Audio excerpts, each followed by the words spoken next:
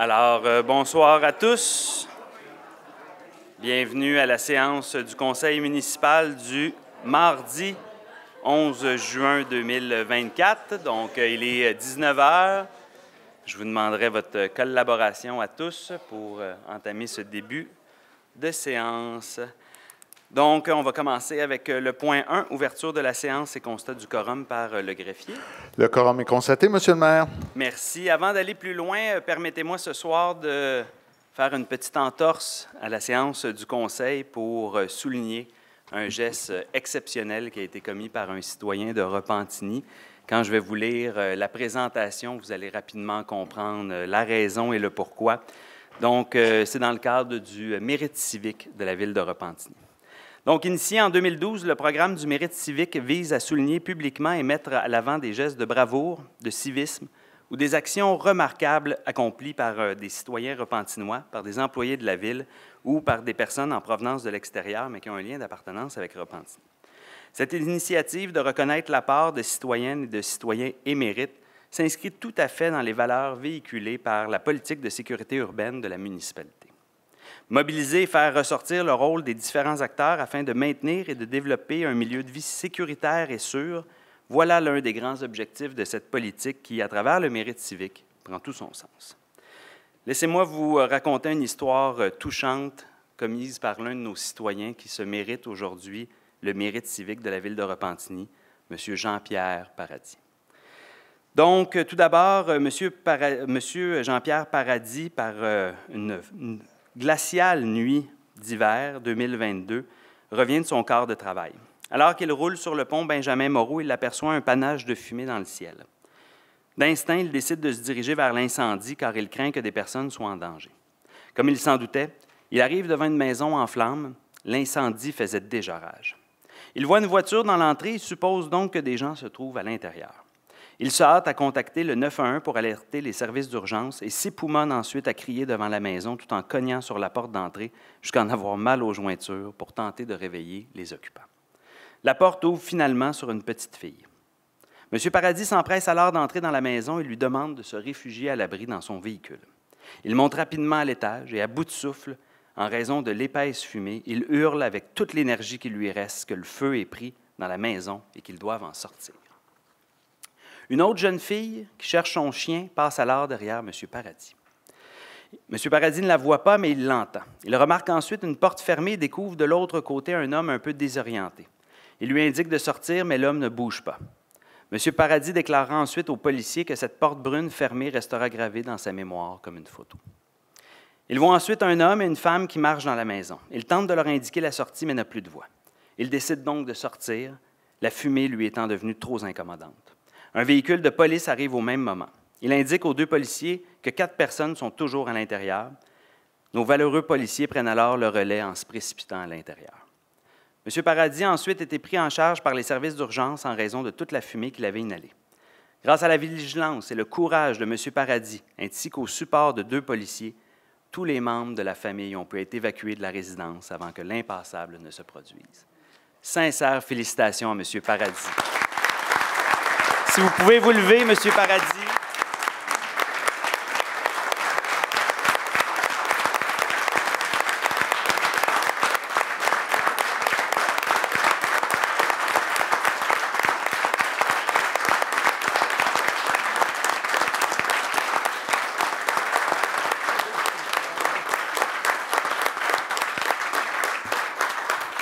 Vous êtes un citoyen d'exception. Un immense merci pour le service civique que vous avez rendu. Je vous inviterai à venir en avant pour signer le livre d'or, geste important, accompagné par notre chef de police, M. Éric Rassette, ainsi que notre chef du service des incendies, M. Jean Barthelot.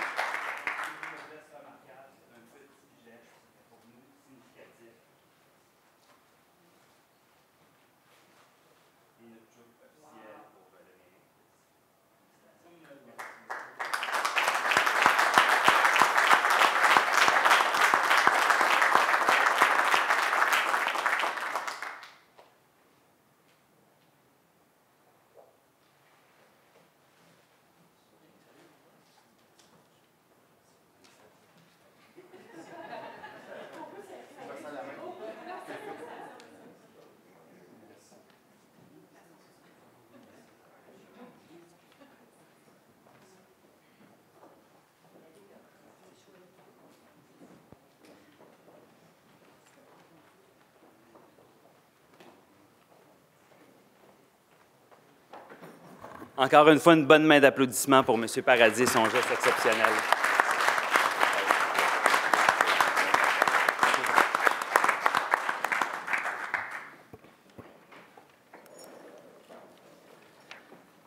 Maintenant, avant d'aller plus loin, on va continuer encore dans les remises. Donc, un geste qu'on voulait symbolique aujourd'hui. Donc, on a la chance d'accueillir une amie avec nous, Mme Ranger, qui est au réseau des femmes élues de Lanaudière. Et ça va être la remise officielle de la Charte contre l'intimidation des femmes en politique. Donc, au dernier conseil municipal, on a fait l'adoption de cette résolution. J'inviterai peut-être notre collègue Jennifer Robillard, qui a aussi travaillé sur le dossier, à peut-être prendre juste une petite seconde pour nous remémorer la charte. Et par la suite, là, on pourra prendre une prise de photo. Et je vous le jure, après ça, on commence le conseil en bonne et due forme. Merci beaucoup, Monsieur le maire. Donc, c'est un honneur pour moi d'avoir Mme Ranger avec nous, qui est la présidente du réseau des femmes élues, une membre fondatrice d'un réseau hyper important pour notre communauté lanaudoise. Donc, on le sait, il y a eu énormément de démissions d'élus masculin et féminin au cours des derniers mois. C'est un rôle qui est parfois difficile, que ce soit l'intimidation qu'on reçoit, qu'on vit, qu'on fait également. Donc, c'est une prise de conscience de nos propres actes, mais de ce que nos collègues peuvent subir également. Donc, Repentigny est très heureux là, d'adopter, dans le fond, la dernière séance du Conseil de ville, d'adopter cette résolution et qu'individuellement et collectivement, qu'on dénonce, qu'on supporte nos collègues ici comme ailleurs dans les municipalités et qu'on dise non à l'intimidation. Merci beaucoup. Donc, j'inviterai les élus ainsi que Mme Ranger à une prise de photo à l'avant. Marc et Dominique, si on peut enlever la...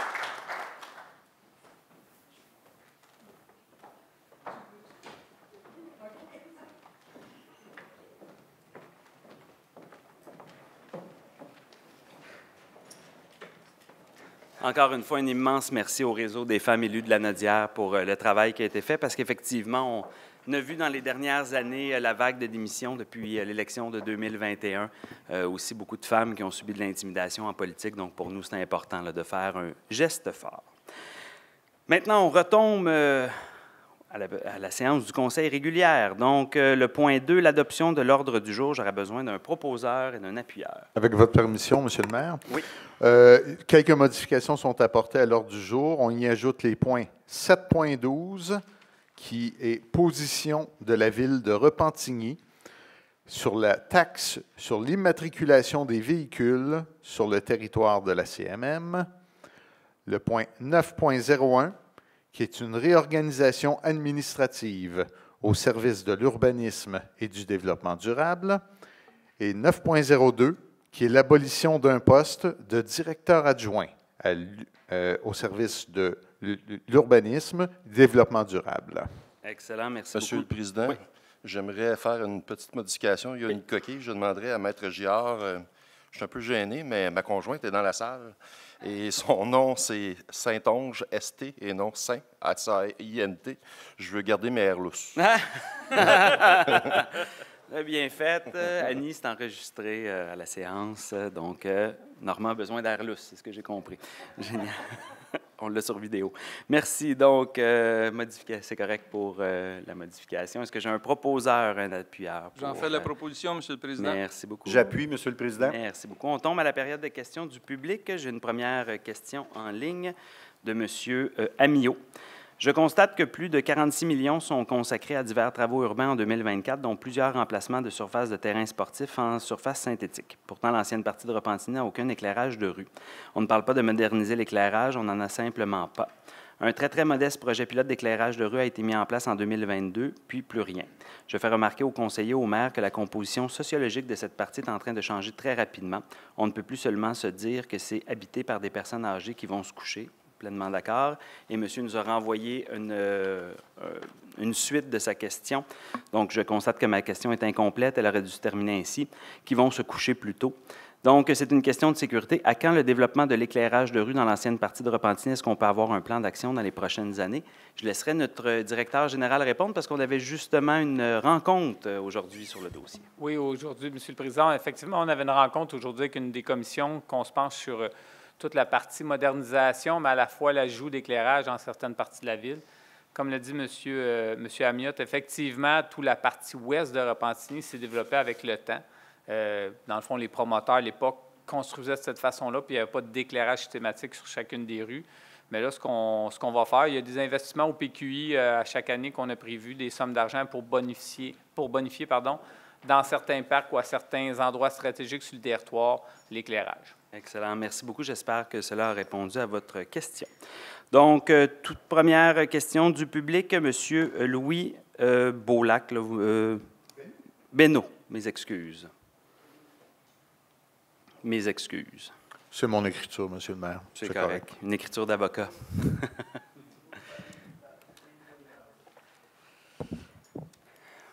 Bonsoir.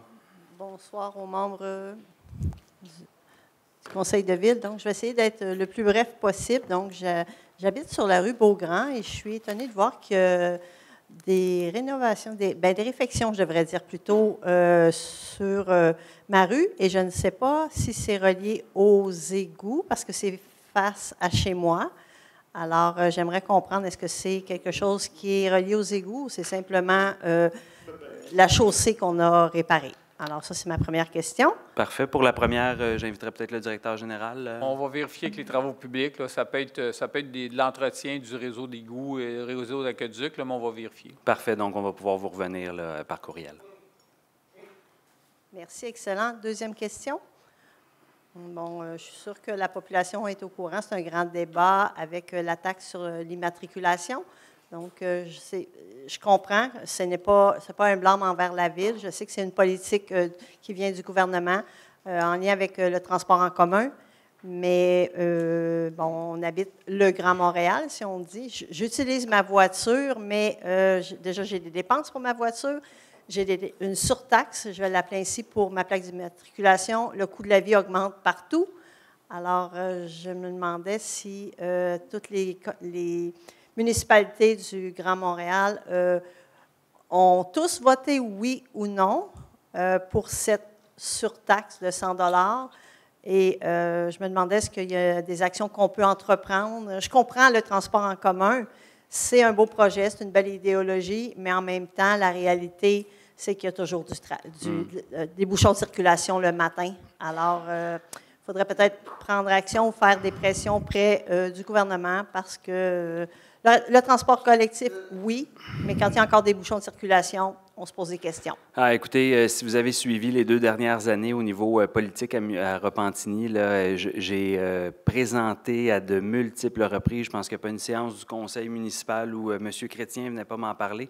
Ça fait 2 ans qu'on est clair quant aux solutions possibles pour combler le déficit en transport en commun. Juste pour essayer d'être le plus court possible et succinct, il y a un déficit structurel de 2,5 milliards de dollars sur une période de 5 ans en transport en commun qui s'explique par des infrastructures très vieillissantes. Malheureusement, les anciens gouvernements, les anciennes administrations municipales n'ont pas assez investi dans l'entretien du réseau, qu'on pense au métro, train et compagnie. Donc, ça crée des déficits d'entretien d'infrastructures. Et avec la pandémie, la baisse d'achalandage a créé un trou. Bien sûr, on commence à réatteindre là, des niveaux d'achalandage qui étaient pré-pandémiques, mais à titre d'exemple, les trains sont encore très déficitaires. Puis je vais vous donner un exemple, le train de l'Est qui a été mal conçu, qui a été fait au mauvais endroit. C'était clair dès le départ à l'époque. Puis pourquoi il a été fait au mauvais endroit? Parce qu'il passe par des lignes du CN. Et on se rappelle la loi qui a été votée au 19e siècle par le gouvernement du Canada. Les trains de marchandises ont priorité sur les trains de passagers. Donc, on n'est pas en mesure avec le train de l'Est, puis là, je vous donne un exemple de ce qui crée le déficit, là, mais on n'est pas en mesure avec le train de l'Est d'augmenter le nombre de départs ou le nombre d'arrivées, puis on ne peut même pas en faire la fin de semaine. Bien, le train de l'Est qui est rendu avec 200 usagers, alors qu'avant, il y en avait 2500 pour payer le train contre 200 aujourd'hui pour le payer, bien, étant donné qu'il passe par les voies du CN, ça ne donne pas le goût aux gens d'embarquer dedans. Fait que c'est ce genre de décision-là gouvernementale qui a été prise qui, aujourd'hui, nous mène dans le mur dans lequel on est. Ceci dit, pour ma part, ça fait 2 ans que je dis et que je claironne que je suis contre l'augmentation de la taxe de vente sur l'immatriculation parce qu'il y a beaucoup d'autres options qu'on aurait pu envisager pour combler le déficit structurel qu'on a. À titre d'exemple, le fonds vert au gouvernement du Québec, donc des entreprises qui contribuent avec une bourse sur le carbone, bien, puis j'en profite, c'était tellement une bonne question, j'en profite pour l'expliquer le plus aux citoyens, fait que je vous remercie.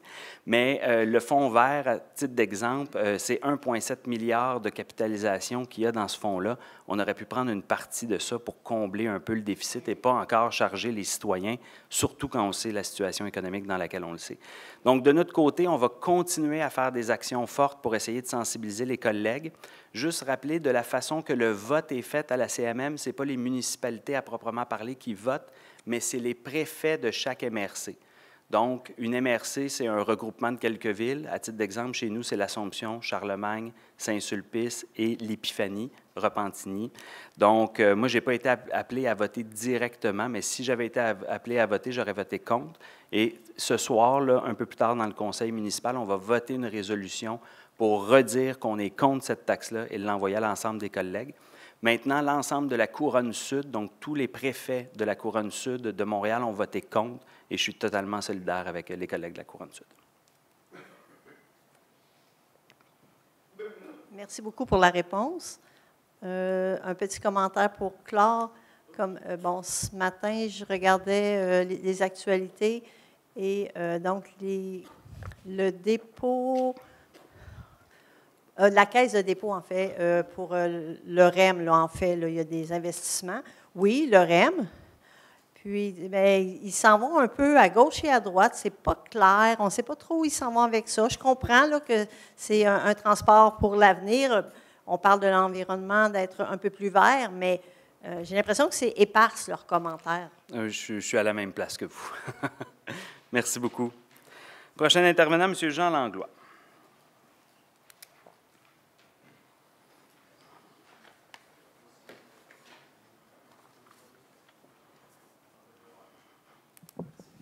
Bonsoir. En tout cas, à vous entendre, c'est vraiment désolant d'apprendre que le train de l'Est, qui nous a coûté au-dessus de 900 millions... 700. 700. Même, il parlait de 900 à un moment donné des documents que j'ai, qu'il y avait 2000 usagers, puis là, on est rendu à 200 usagers. C'est un fiasco total. Total. Quel manque de vision.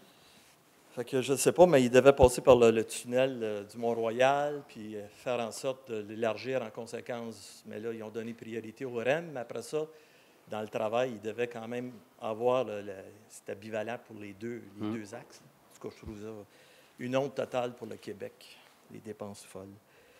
J'ai 4 questions. J'ai quelqu'un qui m'a écrit, un citoyen qui veut garder l'anonymat. En rapport avec... ça, j'aime ça, un citoyen qui est anonyme. On en connaît plein. Il ne veut pas que je divulgue son nom, comme on a eu souvent avant l'élection aussi sur diverses situations. Alors, c'est concernant, comme vous avez vu, le point 1, c'est votre voyage au Maroc. On m'a dit « Bonjour, M. Langlois. J'ai vu dernièrement notre maire, M. Dufour, aller au Maroc avec une délégation. Il semble que c'était organisé par le Conseil du patronat, dont Mme Henkel. Je comprends, c'est Mme Danielle Henkel, qui participait aussi. Sa question numéro 1. Je me demandais si la Ville avait dû débourser pour le voyage, même si c'était sur l'invitation ou si c'était toutes dépenses payées. J'ai le montant ici parce que vous me dites un citoyen anonyme, mais je savais très bien que c'était vous qui allez venir me poser la question. Arrêtons de faire assemblant. Ça a coûté 2600 $ pour toute la semaine, le voyage. 2600 $. Prenez-le en note. J'en prends bonne note. Parce que vous allez voir après ça toutes les retombées économiques dans les prochaines semaines, prochains mois, puis vous allez dire que pour 2500 $, ça valait l'investissement. C'est bon. Même si vous ne semblez pas croire que c'est un citoyen qui m'a écrit. Ben non, c'est les citoyens anonymes, je peux vous en nommer plein qui m'ont dit plein de choses sur vous aussi. En tout cas, il m'a demandé l'anonymat. Ah, ben, il a bien fait. Fait que c'est ça. Fait que mon rôle, moi, en tant que porte-parole du peuple. Ah ouais, pas porte-parole du peuple. Bah. Essayez pas. Allez-y. Il n'y a pas d'opposition. Fait que soyez assurés là, que je donne tout mon temps nécessaire à un gros zéro. Okay? La question numéro 2, si l'activité a été payée par la Ville, mais vu que vous parlez d'un 2600 $, si l'activité a été payée par la Ville, avez-vous une idée si ça a été payé au conseil du patronat et combien a dû payer la Ville pour faire partie du voyage? Ben non, la Ville a payé 2600 $, comme je vous ai dit. C'est mes frais d'hébergement, 915,85 $. Mon avion, 1234,30 $. Puis les déplacements, le stationnement, le kilométrage, le taxi et compagnie, puis 542,24 $. Parfait. Mais ici, j'ai vos comptes de dépenses de remboursement de soutien, puis vous les avez toujours bustés, puis vous avez toujours atteint votre limite aussi pour faire des belles publicités dans le journal, l'un dans l'autre. Je pense que d'aller au Maroc pour faire des développements économiques et attirer des entreprises, c'était plus payant que de payer dans le journal des pubs. J'ai rien busté, monsieur. Ça, c'est faux ce que vous dites. Vous avez atteint votre limite, puis des fois, vous étiez obligé d'arrêter des dépenses. Je n'ai jamais atteint de limite. Je dépensais ce qui me revenait dans les dépenses conformes. Je vois que vous êtes préparé toujours pour essayer de me frapper d'aplomb. Hein? Je fatigue à ce point-là. Ben non, vous ne me fatiguez pas du tout. Vous me posez des questions simples, puis je réponds avec plaisir. Question numéro 3, puis ça, c'est faux ce que vous venez de dire là. C'est dangereux même. Question numéro 3, et on parle d'entreprise de la Ville. Avez-vous une idée de quelle entreprise a pu accompagner le maire? Par rapport aux entreprises qui ont accompagné la Ville? Maroc, là. Oui. Expliquez-nous, là. C'est ça qui demande. Oui, exact. Entre autres, agriculture. Oui, je répète. Je peux-tu répondre? Oui, mais là. Bon, merci. Agriculture X qui vient justement s'établir dans la zone Actec. Écrivez ça. Agriculture X. Ah, oui. Écrivez ça. Compagnie du Maroc qui vient s'établir à l'Assomption dans la zone Actec, qui a un partenariat avec l'Université Mohamed VI et qui est en train de travailler avec nous pour un investissement de plusieurs millions de dollars pour venir faire de la production de serre à l'Assomption. Bon, il est temps qu'Actec, il y a quoi qui bouge depuis 3 ans? Bien, c'est-tu pas le fun? On a eu même 40 millions du gouvernement du Québec. J'espère que M. Legault comprend qu'à un moment donné, il faut que ça bouge dans son comté. Hein? Puis ça bouge depuis qu'on est là. Alors, la question numéro 2, ça bouge depuis que vous êtes là. Mais non. Allez-y. Anouk, la dentisterie que je vous en ai parlé 3 fois, qui était 53 cases de stationnement. Tomates et basilic, le Goulet, sont sur le bord de la faillite. Daniel Cornelier a dû les acquérir, les sauvegarder. Il assume les coûts, 21 000 chaque. Les commerçants de la rue Notre-Dame, là, ils en ont plein le casse de payer des taxes depuis votre administration depuis 2 ans. Une petite coiffeuse, 8 200 $, elle se demande, je dis, écoutez, le 2 novembre 2025, il y a des élections. Pensez-y, parlez aux gens. Vous avez monté le centre d'achat de 800 000 en 2 ans. 57 millions qui ont fait de profit au dernier trimestre. Ma question, vous me répondrez après. La dentisterie à Anouk, il y a 2 panneaux qui disent défense de stationner. L'entente, quand j'étais conseiller municipal, les gens pouvaient aller stationner à l'intérieur après les heures ouvrables. Là, il y a un écriteau électronique. Fait qu'il y a de quoi qui bouge. C'est marqué « test », puis là, on voit des rues. Là, j'ai pris la photo, j'essaie de comprendre. Ce que je voulais, moi, c'est-à-dire, après les heures ouvrables, les gens ils pourront aller manger, pourront aller à la salle du spectacle. C'est ça le but d'un centre-ville actif, stationnement qui manque, on n'a pas de place. Il y avait 53 cases. C'est la raison pourquoi on s'embarquait la ville à faire un déménagement de la maison, qu'on le met à côté du fleuriste. Mais les 53 cases, il n'y a personne qui y va parce que c'est marqué « défense de stationner ».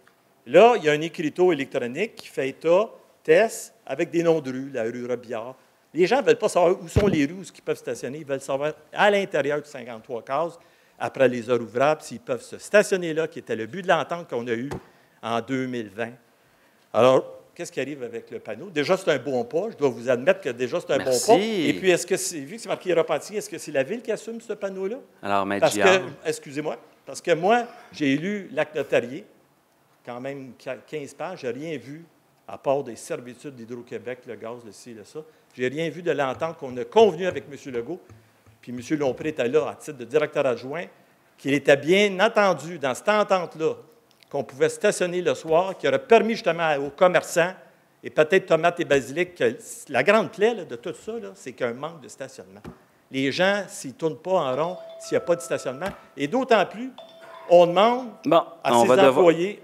Vous avez fait votre 5 minutes. Vous avez fait votre 5 minutes. On peut sûrement amener des éléments de réponse. J'avais 2 autres questions, mais ça a l'air que c'est 5 minutes. Effectivement, c'est ça.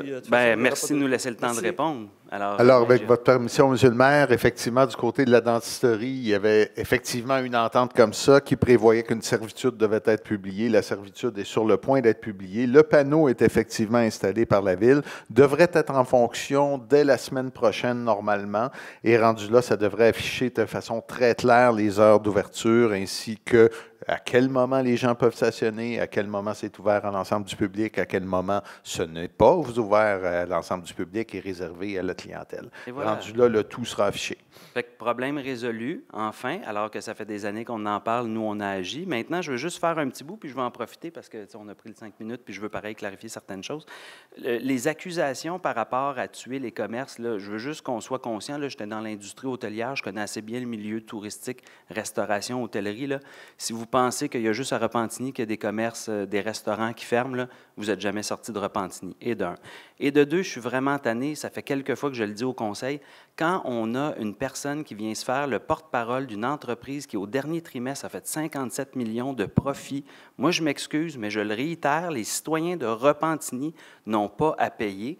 Des entreprises qui font 57 millions par année, qui donnent un petit peu plus de contributions pour permettre de diminuer la facture du contribuable moyen, moi, je suis pour. Je le réitère, 83 % de notre trame fiscale municipale et du résidentiel, à toutes les fois qu'on a des augmentations de coûts de convention, d'inflation, de taux d'intérêt ou quoi que ce soit, moi, ce n'est pas aux citoyens que je veux refiler la facture, c'est aux entreprises qui sont capables de payer. Fait que c'est drôle, c'est un thinking qui est partagé par beaucoup de monde. Les gens sont financièrement étouffés, puis on a des entreprises qui font des profits records, notamment en bourse. Je le réitère, 57 millions le dernier trimestre, pas la dernière année, le dernier trimestre, 3 mois. Nous, on leur monte un peu la taxation pour permettre aux citoyens, pour permettre aux citoyens d'avoir un répit fiscal. Moi, je vais tout le temps être du bord des citoyens. Il y en a qui sont du bord des grosses corporations. C'est des choix politiques. Les gens vont être prêts pour les élections de 2025. Maintenant, M. Stéphane Loyer.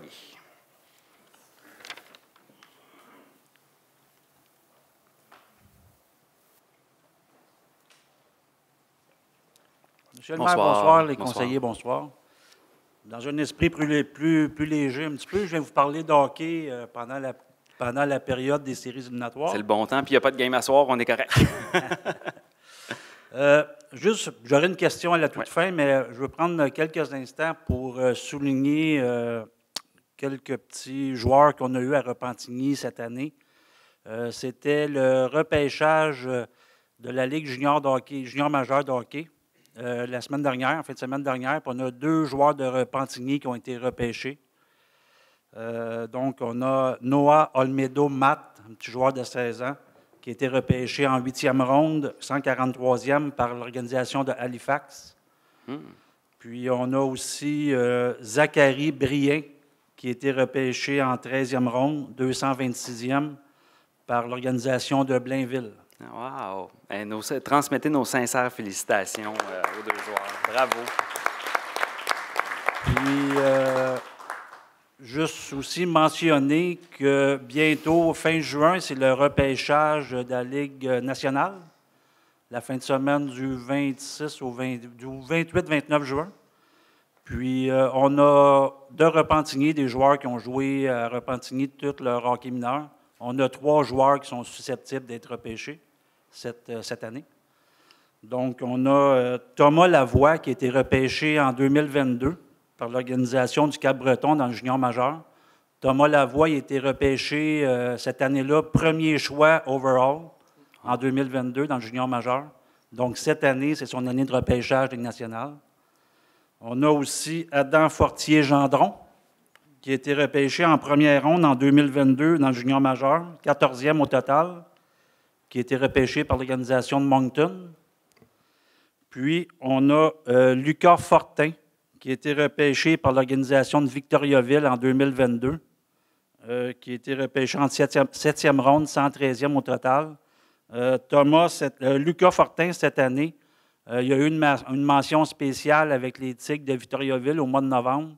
Il a été nommé joueur étudiant des Tigres de Victoriaville. Donc, ces 3 joueurs-là, cette année, en fin juin, sont susceptibles d'être repêchés par la Ligue nationale. C'est tous des jeunes qui ont joué au hockey ici à Repentigny, tout le hockey mineur. Qui ont eu des super de bons entraîneurs. Félicitations encore pour l'organisation. Ma question est la suivante yes. maintenant. C'est juste à titre personnel, c'est moi qui pose la question.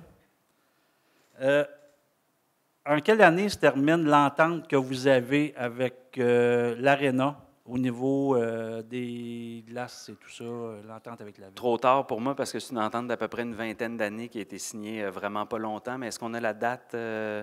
Je n'ai pas la date en ce moment. On va faire la vérification et on va revenir à M. Loyer. On a votre adresse, alors on pourra vous écrire. OK. Mais la on la scrute. Puis la sous-question à cette question-là, est-ce qu'il y a des projets qui sont étudiés pour remplacer l'Arena ou quelque chose de genre? Là, la problématique pour le moment de l'entente, là, parce qu'on l'a regardé pas mal depuis notre arrivée, là, c'est qu'il y a un droit de premier regard avec les propriétaires actuels. Mais c'est sûr qu'on a des discussions constantes pour l'amélioration. Je suis pleinement conscient de l'état de l'Arena.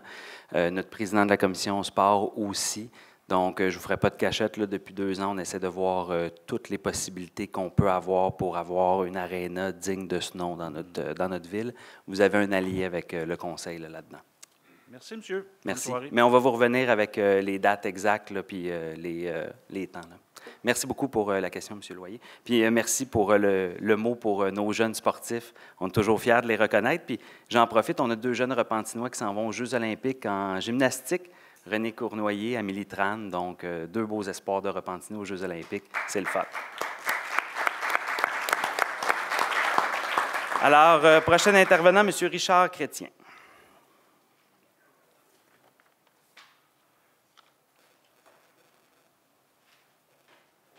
Parlez dans le micro, s'il vous plaît. Bonsoir. Bonsoir, ça va bien? Très bien, merci vous.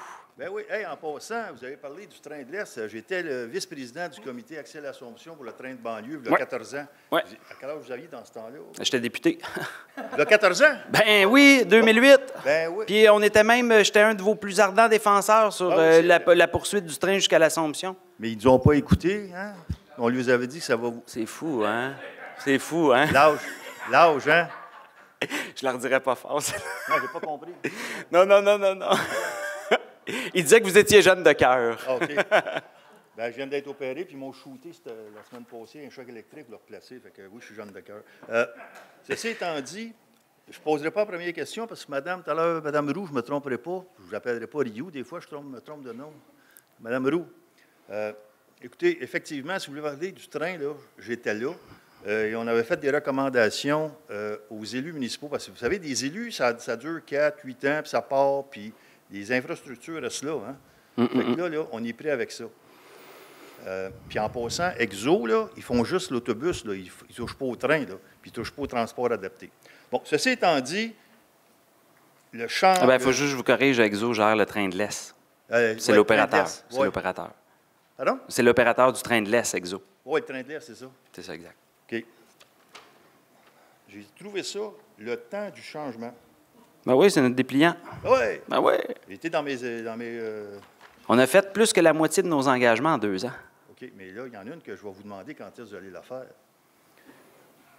Offrir la gratuité du transport pour les étudiants et pour les garderies durant la période estivale de juin à septembre. Mm-hmm. Bien, là, dans un contexte où cette année, il faut qu'on trouve 560 millions, c'était un peu dur d'offrir des nouveaux services, je ne vous ferai pas de cachette. Okay. Je peux-tu vous donner une suggestion? Bien, allez-y, on est preneur. Okay. Vous savez qu'on a eu, vous êtes chanceux, vous avez reçu 500 000 $ pour le transport collectif que vous avez placé en fidéocommis, c'est ça? Exactement. À quel pourcentage d'intérêt? Oh, mon Dieu, bonne question. Non, on peut-tu dire 5? Oh, non. 4? Certainement pas. Non. 3? Non. Oh, 3, 2? 3, ça serait généreux. Bon, OK. On doit être dans du 1,5, 2, mais on n'aime pas ça avancer des chiffres puis se tromper comparativement. On va s'assurer de trouver la bonne information. Tu as 500 000 $ qui tombent du ciel, puis on prend cet argent-là, on la place, on prend juste les intérêts, puis on achète des tickets d'autobus pour les jeunes, ça vient de coûter rien. Ça a-tu de l'allure, ce que je dis, ou si je suis fou à plein temps? Ça serait à vérifier. OK. Non, fou à temps plein, non, ça c'est sûr. Mais on peut essayer de vérifier si c'est possible et comment on peut. Il fallait bien que je la fasse. Là, je reviens du Maroc, je suis en forme. Là. OK. Hey, en passant, vos tickets à 2500, moi, je m'en vais à Myrtle Beach, ça m'en coûte 5000. Pour moi, on n'a pas le même... Je suis bon négociateur. Moi aussi, je suis pas pire là-dedans. Ceci étant dit, là, j'ai changé de calice, tu m'as fait parler. Mais on va la regarder, l'idée, honnêtement, à l'impossible. Ça ne coûte rien. Ah ouais. Ça ne coûte rien. Moi, j'ai des placements, ils me rapportent un peu plus que ça. Vous devriez changer peut-être de gens qui placent votre argent. Oh, je vais glisser un mot au directeur général. Non, Rémi va devoir avoir... Hey, à 1 500 000, là, t'as la panique. Bon, on revient. Mais, pour l'idée, on revient. OK. Bon, elle m'a répondu, madame, pour le transport. Écoutez, moi, ça fait à peu près, vous savez que ça fait plusieurs années, ça fait 47 ans que je suis dans le transport. Puis moi, mon but, c'est pas de faire suer le monde, c'est d'essayer de trouver des solutions. J'étais justement d'une réunion tantôt avec les gens de la Rive-Sud pour les nommer Châteauguay, puis je suis un comité transport.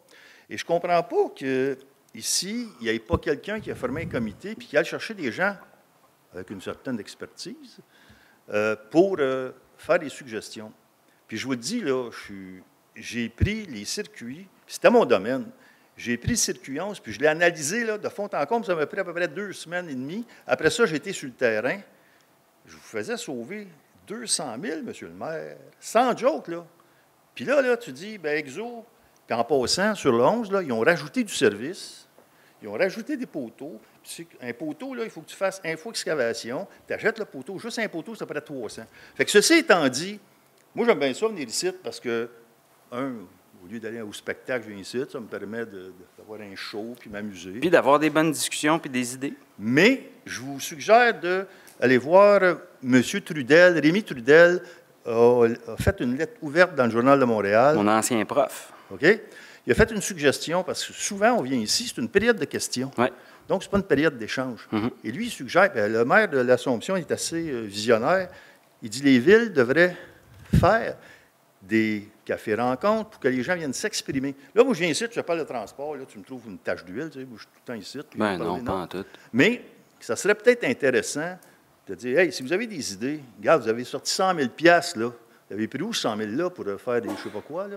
Dans notre PQI, un budget participatif, ça a été un exercice démocratique exceptionnel où justement Ben, les c'est citoyens... correct, mais tu as pris 100 000 pareil, puis je te dis 12 000 de ticket, tu n'es pas capable de le trouver. Fait que c'est ça, moi, qui me... Tu sais? Ouais. 5 minutes est fini? Exact. Okay. Mais, hey, 18 milliards le train, hein, en passant, fait que vous êtes mieux de sortir vos scènes. Oui, puis juste dire, ne pas oublier, ce n'est pas 18 milliards entre Honoré-Beaugrand et Repentigny. Là, il y a aussi l'antenne nord, là, fait qu'on parle d'un projet de 37 km avec 28 stations. Là, on n'est pas dans... 2036. Bien, c'est l'objectif qu'on s'est donné, puis c'est parti pour ça. Ah, ben, tu sais, nous autres, en tout cas, il y aura des plus jeunes qui en profiteront, puis vous pourrez dire que c'est grâce à vous. OK, mais ceci étant dit, je vous regardez ça, s'il vous plaît, pour M. Trudel, dans le Journal de Montréal. Ouais. Et c'est pourquoi on avait commencé les cafés-rencontres avec les élus, notamment, qui vont se poursuivre aussi à l'automne. C'est pourquoi on a fait, à titre d'exemple, sur le plan d'urbanisme, plus que 7 consultations publiques, alors que la loi nous obligeait d'en faire juste une.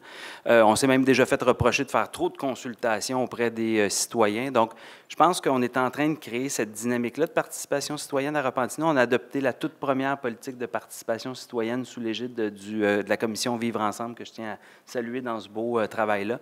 Donc, des actions en matière de participation citoyenne puis d'appropriation de l'intelligence collective. Je pense qu'on le fait, mais on peut toujours s'améliorer. Avant de partir, juste en terminant, vous avez vu que...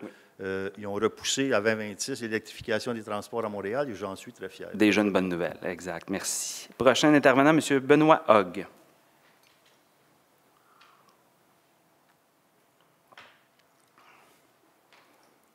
Bonsoir. Bonsoir. Bonsoir à tous, M. le maire. Ma première visite. Bienvenue. Soyez indulgents. Ah ben oui, je vais faire. Moi, c'est avec des habitués, fait qu'inquiétez-vous pas avec oui, oui. Bien, Benoît Hogg, je suis résident de Repentigny-le-Gardeur depuis 30 ans. Je suis aussi président du conseil d'administration du poste de camionnage en vrac l'Assomption. Puis je représente environ 100 membres. Là. Ça couvre une grande région, là, de Repentigny jusqu'à Saint-Donat, mais dans un couloir quand même assez rétréci. Là. La Chenaise, affaire-là, mais Joliette, ça part. Il y a le poste de Terrebonne qui fait Terrebonne, qui passe, qui monte jusqu'à dans les Laurentides, jusqu'à Saint-Jérôme. Okay. Toutes nous autres, on détient un permis, anciennement, on dit un permis de vrac, délivré par le gouvernement du Québec. Qu'est-ce qu'on fait? Bien, on fait du transport de vrac. On a des camions de dompeurs. On transporte de la neige, de la pierre, du sable, etc. Je suis aujourd'hui spécialement ici pour représenter une dizaine de membres payeurs de taxes pour les travaux au niveau de la municipalité. Il y a quelques années, maintenant, avec la Ville de Repentigny, ils ont été instigateurs parce que dans toutes les... Vous pourrez me corriger si je me trompe, mais dans principalement tous les contrats de réfection des rues, etc., il y a des clauses de vrac pour le transport de vrac, qui est normalement 33 et un tiers, ou bien excédentaire, ou etc., versus l'entrepreneur. À Repentigny, avec l'aide de la Ville, qui ont été avant-gardistes à ce niveau-là, dans les contrats, ça stipule que 50 du transport en vrac devrait être effectué par les travailleurs du sous-poste. Le sous-poste, en conséquent, il va toujours en priorité avec ses payeurs de taxes. Donc, à Repentigny, s'il y a des travaux, exemple sur la rue Notre-Dame, l'entrepreneur doit respecter une clause de 50 des camionneurs qui devraient être faits, le transport devrait être fait par les payeurs de taxes. Et, en plus, si l'entrepreneur n'est pas capable de fournir le reste du 50 c'est les camions du sous-poste qui devront le faire. Bon. Évidemment, on a la chance à Repentigny d'avoir beaucoup de travaux. Et souvent, on est 12 camions, là, bientôt 13. Là, il y en a un nouveau qui arrive dans la gang. Bien, on doit faire affaire avec des gens de l'extérieur du sous-poste, que ce soit Terrebonne, qui est dans notre région. OK?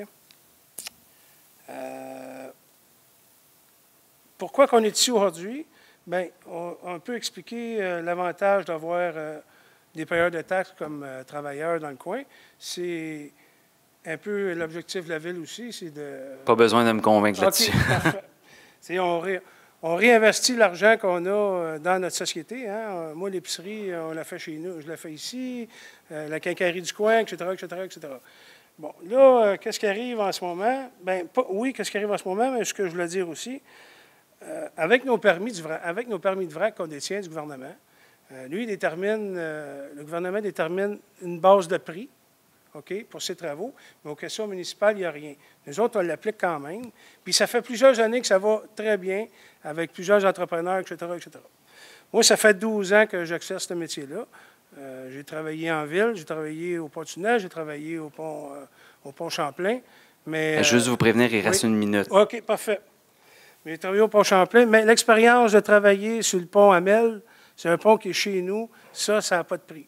OK? Donc, ma question aujourd'hui, ou notre question, c'est j'aimerais ça que la Ville fasse respecter la clause de vrac dans les travaux de la rue Notre-Dame, de la réfection de la rue Notre-Dame et les autres aussi. Qu'est-ce qui arrive en ce moment? L'entrepreneur a décidé que lui, il ne fonctionnait pas avec nous pour une histoire de clause de camion qui n'existe pas. Et malheureusement, on a une firme d'ingénierie qui nous confirme que notre clause est béton. Nos avocats nous confirment qu'on a une clause de béton, sauf que nous, on n'a aucun pouvoir. Le seul pouvoir appartient à la Ville de faire respecter la clause. Par le contracteur là, qui fait les travaux sur Notre-Dame. Oui. En ce moment, c'est des camionneurs indépendants qui viennent dans des dehors de la Ville et même de la région. OK. Bien, là, vous me l'apprenez. Désolé, le timing est parfait. Pourtant, les infrastructures sont au courant. OK. Ben, la firme conseil aussi qui peut-être semble vouloir bloquer la chose, je ne sais pas. Mais on a tout ce qu'il faut, mais pour l'instant, il n'y a pas de son de cloche. OK. Bien, premièrement, un immense merci d'être venu au conseil municipal parce que même si je suis quelqu'un de très méticuleux qui suit ce qui se passe, je ne peux pas non plus faire de l'ingérence puis je ne vois pas tous les petits détails. Loin de moi l'idée de m'en exclure puis de me laver les mains, là, mais je vous remercie d'être venu nous informer. Ça va nous permettre de faire les vérifications. Je ne sais pas si, Maître, il y a déjà un élément ou... M. Hogg nous a parlé, effectivement, M. le maire, de la chose. On va faire des vérifications auprès du service des infrastructures, voir qu'est-ce qui se passe. Parfait. Bien, merci beaucoup de nous avoir sensibilisés, puis on va vous revenir rapidement, là. Vous nous avez laissé vos coordonnées. On va vous revenir rapidement là, avec un suivi, là, mais je vais assurer un suivi du dossier. J'aimerais ça vous dire que je suis avec des collègues.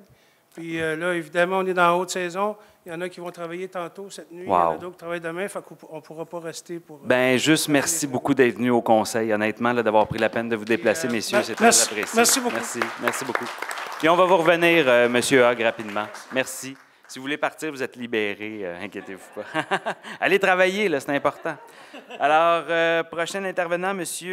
Harry Watt. Bonsoir. Bonsoir, M. le maire. Bonsoir. Attendez, recule. Désolé, je veux juste laisser le temps aux gens de quitter. On va vous redonner vos secondes. Pas de problème, merci. Okay. Bonsoir, M. le maire. Bonsoir à tous les conseillers et le monde qui sont présents ici. C'est ma première visite dans le conseil. Ça fait 4 ans que j'habite à Repentigny. Je suis en famille. Donc, moi, je suis venu ici aujourd'hui parce que j'ai eu une mauvaise expérience avec la division de l'urbanisme. Okay. Malheureusement, M. Simon, mon conseiller, Simon Jobert, oui, Joubert Simon, qui n'est pas ici, c'est parce que je lui avais mentionné la problématique, ça fait le mois d'octobre. Il m'a dit, j'ai parlé avec lui au téléphone, je lui ai expliqué toute la situation. Il m'a dit d'envoyer un courriel. J'ai envoyé un courriel. J'ai la copie du courriel, si vous voulez la voir. Okay. J'ai envoyé un texto. J'ai la copie du texto. Ça date de... Puis, le problème qui s'est posé, moi, j'ai acheté une intergénération parce que j'ai une famille de 4 enfants, j'ai des ados. J'ai pensé à plus tard qu'on va vieillir, au moins que peut-être nos enfants ils vont être proches de chez nous et tout. J'avais vu avant, j'ai une intergénération, il y a 3 unités dans l'intergénération. Mais quand je l'ai acheté, elle était comme ça. Il y avait un logement de plus qui était loué. J'avais 2 locataires quand j'ai acheté. J'avais 2, 3. Une des locataires, c'est madame. Elle va vous expliquer. Parce que vu qu'on a le temps 5 minutes, je préférais qu'elle vienne, qu'elle va bénéficier et vous expliquer de sa situation. Parfait. Donc, avant, la ville ne permettait pas d'avoir un logement d'appoint de plus. Ils ont fait ça. Le règlement que vous avez fait, je trouve il doit être peut-être corrigé. Parce que c'est marqué juste pour les maisons unifamiliales. Ça veut dire si on a une intergénération, qu'on a la possibilité d'avoir 2 logements de plus ou un logement de plus avec la crise de logement actuelle, non, on ne peut pas. Fait que là, moi, ça ne me dérange pas, il est loué. Que ce soit reconnu, pas reconnu. J'ai parlé avec... j'ai appelé à plusieurs reprises au téléphone, laissé les messages, ils ne retournent jamais. Je suis venu, je me suis déplacé ici, aucun suivi. Fait que là, j'ai laissé faire. Même quand j'ai parlé avec mon conseiller, j'ai dit peut-être le conseiller, pendant les élections, il est venu chez nous, il a frappé, j'ai parlé avec lui 15 minutes. Okay? Puis aucun suivi. Je l'ai appelé, parce que la semaine passée, je suis venu ici, j'ai reçu une évaluation de la ville par rapport à ma résidence. L'évaluateur est passé, il a considéré le logement de plus. Fait que là, j'ai pris... fait qu'ils ont ajouté les taxes $500. C'est comme si un appartement de plus, parce qu'il y a une partie pour tous les services, que ça a gonflé la taxe. Ça a gonflé la taxe. Ce n'est pas grave. Moi, c'est correct. Vous avez fait ça. Là, je suis venu pour l'urbanisme, pour qu'on régularise ça. Je viens, j'ai parlé avec la fille en avant. J'ai dit, écoutez, je veux... Parce que l'évaluation, ils ont évalué qu'il y a un logement de plus. Là, elle m'a dit... il y a une autre fille à côté, elle m'a dit, viens me voir, je vais voir votre cas. J'ai expliqué le cas. Elle était en train de prendre les notes. J'ai expliqué la situation. Là, il y a une fille, une voilée qui est venue, elle lui dit, il est midi, c'est fini. Je pense que je n'aurai pas le temps de tout finir. En tout cas, le service, le directeur, il est sorti, il m'a expulsé, comme ça. J'ai dit, vous n'avez pas l'air d'un professionnel ou d'un cadre. Okay? C'est un membre des urbanistes du Québec. Il a un code de déontologie à respecter. Je vais faire une plainte contre lui. Il doit respecter le code de déontologie de cette ville. Vous avez un code de déontologie de tous les employés. J'ai vu, monsieur le maire, une vidéo de votre part, elle est sur le net. Vous parlez de vos employés, il y a des citoyens qui ne les respectent pas. Bravo, c'est bien. Mais le respect, il faut que ce soit mutuel. Vous devrez faire peut-être une autre vidéo pour vos employés qui respectent aussi. Moi, je suis un payeur de taxes, je ne suis pas un voyou. Il a appelé la police parce qu'à midi, il m'a dit c'est midi, c'est fini. OK, je suis revenu à 1h. Il a envoyé notre secrétaire. Elle m'a dit tu dois sortir. Je suis venu avec ma femme parce que je suis venu au début seul. J'ai dit à ma femme viens, comme ça je vais avoir un témoin. Avec un bébé de 6 mois, elle m'a dit tu dois sortir. Elle m'a dit j'appelle la police. Ils ont appelé la police. Vous avez tous les enregistrements si vous voulez voir. J'ai les dates, j'ai tout. Vous avez, c'est tout enregistré. OK? Et là, les polices sont venus, 2 gars de police. C'est comme si je suis Pablo Escobar. En tout cas. Non, mais finissez. Je ne sais pas si vous voulez que je finisse. C'est juste parce que je trouve ça, c'est aberrant. On doit respecter le citoyen. Dans votre code de déontologie, on doit respecter. Moi, je n'étais pas violent. Si j'étais violent, je les ai insultés, la police m'aurait pris. Donc, vous comprenez? Même les policiers, ils ont resté bouche bée. Je ne sais pas. Peut-être parce que la fille, quand elle est venue, elle a pris une copie de l'évaluation des deux, la nouvelle évaluation du rôle. Elle a pris, sa secrétaire, elle est partie chez lui. Peut-être M. Simon lui avait déjà parlé, vu que ça faisait... J'avais dénoncé ça avant. Il est venu comme enragé contre moi. Bien, écoutez, je ne sais pas si du côté de la direction générale, mais juste avant, je tiens à vous réitérer, là, si jamais il y a des problématiques ou des plaintes, là, effectivement, la bonne porte, c'est les comités de déontologie, là, autant à l'ordre des urbanistes, donc tous les citoyens qui se sentent lésés peuvent faire des plaintes. Puis c'est sûr que le respect, là, dans les deux sens, a toujours été notre marque de commerce. C'est une de nos valeurs, la bienveillance. Puis c'est la première fois qu'on me dit ça par rapport à l'urbanisme, mais j'en prends vraiment bonne note. Puis je ne sais pas si monsieur... Je pense, M. Harry-Watt, on était au courant de votre dossier. Là. Je pense que vous avez parlé avec une de mes adjointes, là, Mme Depaty, là, au téléphone, là, quand vous me parlez de l'événement où vous avez été expulsé de l'hôtel de ville. On attendait un courriel de votre part. Là, vous avez demandé... Oui, j'ai parlé, oui, c'est vrai. Parce que je voulais voir, parce qu'il n'y a pas d'ombudsman dans votre ville. Exact. Non, à Montréal, il y a un ombudsman qui est comme partie partielle, qu'on peut exposer notre... Parce qu'avant, j'habitais à Montréal, il y a l'ombudsman. Donc, c'est pour ça que je voulais voir avec... Parfait. Mais avec le directeur général, vous avez l'équivalent repentinois. Ce qu'on va vous proposer, c'est une rencontre, vous et moi, là, avec les parties prenantes, puis on va démêler ça. Ça va me faire plaisir. Ça va me faire plaisir. Et juste avant de venir, peut-être, madame, elle n'est pas habituée. Oui. Je vais juste rajouter une petite chose. Elle va venir après moi. Parce que mais elle, rapidement, hein, parce que là, j'ai vraiment été généreux sur le temps. Là, je veux... Oh, oui. C'était la prochaine intervenante, mme Aubert. Donc, juste peut-être qu'elle n'est pas à l'aise à parler comme ça. Elle habite dans le logement, ça fait 12 ans qu'elle habite là-bas. Figurez-vous, elle n'a pas de poêle. OK. Il n'y a pas de cuisinière. C'est pour ça que j'ai appelé, j'ai dit peut-être pour lui mettre une cuisinière pour qu'elle puisse... OK. Bien, écoutez, je vous remercie énormément. On a vraiment pris bonne note, puis on va s'assurer d'avoir une rencontre là, pour clarifier. Madame Aubert, est-ce que vous vouliez prendre la parole, Madame Aubert, ou...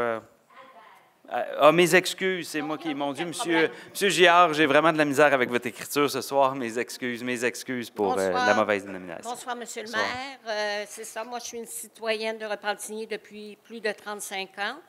Je demeure à la même adresse depuis plus de 11 ans et je n'ai pas le droit d'avoir de cuisinière.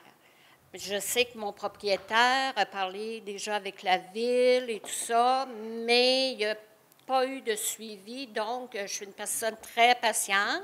Je pense que tout le monde ici, vous avez une cuisinière chez vous. Il y en a qui rêvent de la loto. Moi, je rêve d'avoir une cuisinière. Tout est relatif dans la vie. Alors, je me demandais s'il y aurait possibilité de voir à ça. Je sais qu'il y a déjà quelque chose dans un dossier à quelque part.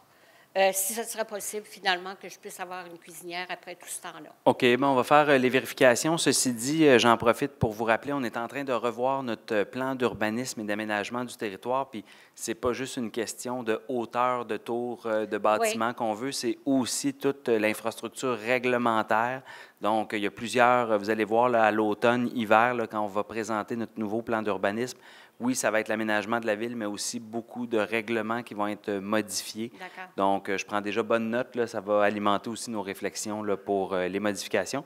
Comme je vous dis, avec mon directeur général, là, on va regarder là, avec M. Harry Watt, mes excuses, pour rapidement avoir une rencontre et essayer de tirer ça au clair. D'accord. Merci beaucoup. Merci beaucoup d'être venu au conseil pour poser des questions. Donc, maintenant, on tombe au point 4, l'adoption du procès-verbal du 14 mai 2024.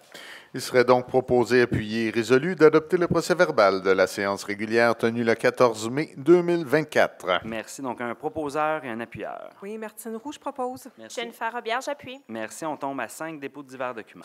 Alors, le conseil municipal prend acte du dépôt de divers documents, à savoir 2 résolutions du comité de démolition concernant le 231 boulevard de l'Assomption ainsi que le 104 boulevard industriel, 2 certificats du greffier relativement au processus de projet particulier de construction, modification ou occupation d'un immeuble sur la rue Lacombe, aucune signature.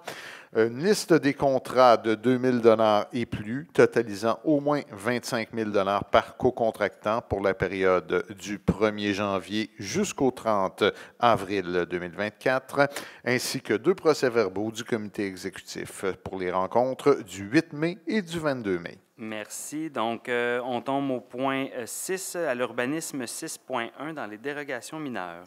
Effectivement, on veut souligner que l'ensemble des points à la section urbanisme ont reçu une recommandation unanime positive du comité consultatif d'urbanisme. En ce qui concerne le 6.1.1, il serait résolu d'accorder la demande de dérogation mineure sur l'immeuble situé aux 4 rue Nantais, tel que déposé, dont l'objet a pour effet de permettre la construction d'un bâtiment accessoire, une remise, localisé dans une cour latérale et desservant une habitation unifamiliale. Les dérogations, c'est réduire la distance à 13,5 mètres entre ce bâtiment accessoire et la ligne avant, alors que le règlement exige normalement une distance de 30 mètres, et autoriser une fondation constituée d'une dalle de béton, alors que le règlement permet un bâtiment accessoire amovible, sans fondation, lorsqu'un bâtiment accessoire est situé dans une cour latérale. Le terrain est effectivement fait en long et n'a absolument aucune profondeur. Est-ce qu'un citoyen s'oppose à un commentaire, appuie? Non. Donc, un proposeur, un appuyeur. Je propose, Monsieur le Président. Merci. Appuyeur. Jennifer Robillard, j'appuie. Merci. J'ai entendu un « je m'oppose ». Oui, c'est vrai. OK, 6.2, dérogation mineure et PIA. Alors ici, il y a effectivement 2 aspects. Tout d'abord, il serait résolu d'accorder la demande de dérogation mineure sur l'immeuble situé au 231 boulevard de l'Assomption, tel que déposé. Cette dérogation mineure aurait pour effet de permettre la reconstruction d'un bâtiment principal à usage d'habitation unifamiliale isolée. Les dérogations sont de réduire la marge avant à 2,24 mètres, alors que le règlement exige une marge réduite entre 4,1 mètres et 6,1 mètres. Pourquoi on reconstruit sur la même fondation existante? Et diminuer la distance à 0,92 mètres entre une galerie comprenant un escalier sur son côté droit et une chambre froide sous celle-ci et la ligne avant de la propriété, alors que les règles sont normalement 3 mètres ou 1,5 mètres ou 1 mètre, tout dépendant de l'aspect. Le tout, toujours pour la même raison, on reconstruit sur la fondation existante. Du côté PIA, il s'agirait d'approuver les plans d'implantation datés du 24 avril 2024 et les plans d'architecture datés du 19 avril 2024 concernant la construction du fameux bâtiment principal à usage d'habitation unifamiliale et l'aménagement extérieur sur cet immeuble. Merci. Un proposeur des citoyens qui ont... Mes excuses. Mon Dieu, c'était... Ça doit être le voyage au Maroc qui m'a fatigué. Alors, mes excuses, mes plus plates excuses, les journées sont longues parce qu'on travaille pour vous. Donc, est-ce qu'un citoyen s'oppose à un commentaire, une approbation? Non, merci. J'en fais bailler d'autres dans la salle, ça va bien. Donc, le restant du conseil va être agréable. Est-ce qu'il y a un proposeur et un appuyeur? Raymond Mars, je propose. Merci beaucoup. Le crayon, j'appuie. J'en fais bailler d'autres, Good, c'est pas moi tout seul. Alors, 6.3 dans les PIA, on va faire le tout premier, puis ensuite Monsieur on le va... Président, normalement, lorsque le nom d'un conseiller municipal apparaît dans cette section-là, c'est que soit notre maison, en l'occurrence ici, notre garage est touché parce qu'on est en zone patrimoniale. Pour éviter tout conflit d'intérêts, je vais me retirer. Parfait, merci beaucoup. On ne vous oubliera pas dans le corridor. Alors, 6.3.1. Alors, la dérogation mineure, il s'agirait d'approuver le document de présentation daté du 26 mars 2024 concernant les rénovations du bâtiment accessoire et du bâtiment principal à usage d'habitation unifamiliale isolé sur l'immeuble situé au 308 rue du Village, tel que déposé. C'est là qu'on fait une joke qu'on va te compte? Non. Alors, un proposeur, un appuyeur. Jennifer Robillard, je propose. Merci. Luc Réaume, j'appuie. Merci. On peut retourner chercher M. Urbain. Merci. Pour les prochains, on va voter en bloc, donc 6.3.2 jusqu'à 6.3.10. Alors, 6.3.2 concerne le 1026 boulevard de l'Assomption. Il s'agirait d'approuver les plans d'architecture datés du 10 avril 2024, version corrigée, concernant l'ajout d'un étage supplémentaire sur un bâtiment principal à usage d'habitation unifamiliale, comportant actuellement un étage sur l'immeuble situé au 1026 boulevard de l'Assomption, tel que déposé. À 6.3.3, concernant le 266 rue Bourgeois, il s'agit d'approuver les plans d'architecture datés du 19 avril 2024 concernant l'agrandissement du deuxième étage du bâtiment principal à usage d'habitation unifamiliale sur l'immeuble situé au 266 rue Bourgeois, tel que déposé. À 6.3.4, concernant le 460 rue du Village, il s'agit d'approuver les plans de construction datés du 9 avril 2024 concernant l'agrandissement du bâtiment principal à usage d'habitation unifamiliale sur l'immeuble situé au 460 rue du Village, tel que déposé. À 6.3.5, concernant le 912 rue Notre-Dame, il s'agirait d'approuver les plans d'architecture datés du 18 octobre 2023 concernant la rénovation du moulin Grenier sur l'immeuble situé au 912 Notre-Dame, tel que déposé. À 6.3.6, concernant le 155 rue Notre-Dame, il s'agit d'approuver les plans de construction datés du 24 avril 2024 concernant la rénovation du bâtiment principal à usage commercial en ajoutant des fenêtres sur l'immeuble situé au 155 rue Notre-Dame, tel que déposé. À 6.3.7, concernant le 553 boulevard Lacombe, il s'agit d'approuver les plans datés du 13 juillet 2022 et le plan d'aménagement extérieur daté du 30 avril 2024 concernant la modification d'une enseigne sur poteau et le réaménagement du terrain de l'immeuble situé au 553 boulevard Lacombe aux conditions suivantes, soit aménager un aménagement paysager à la base de l'enseigne et déposer une garantie financière de 5 000 $ pour la réalisation des aménagements paysagers. À 6.3.8, concernant le 530 A rue Lanaudière, il s'agit d'approuver les plans datés du 23 octobre 2023 concernant l'installation d'une enseigne murale sur l'immeuble situé au 530 A rue Lanaudière, tel que déposé. Au 6.3.9, concernant le 560 rue Leclerc, il s'agit d'approuver les plans datés du 15 janvier 2024 concernant l'installation d'une enseigne murale sur l'immeuble situé au 561 rue Leclerc, tel que soumis, en respectant un alignement vertical avec les enseignes déjà existantes sur le bâtiment.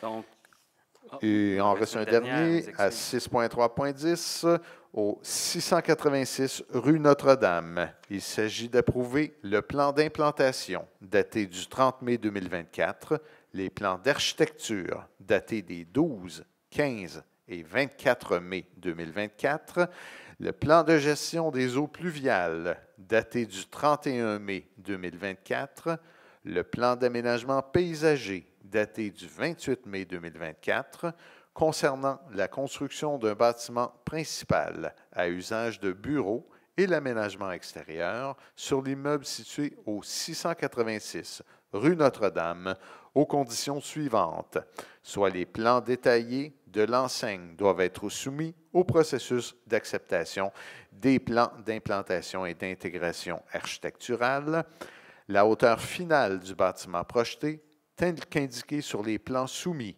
doit être calculée par rapport au centre de la rue Notre-Dame et déposer des garanties financières de 50 000 $ pour les travaux de construction du bâtiment principal et de 50 000 $ pour la réalisation des aménagements paysagers pour un total de 100 000 $. On ajoute une note.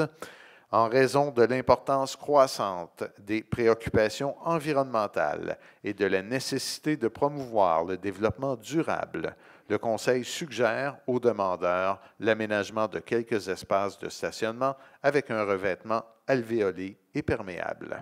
Merci. Donc, un proposeur, un appuyeur en bloc. Martine Gendron, je propose. Merci. Chantal Routier, j'appuie. Merci beaucoup. On tombe à 6.4 pour les PPC-moi. 6.4.1.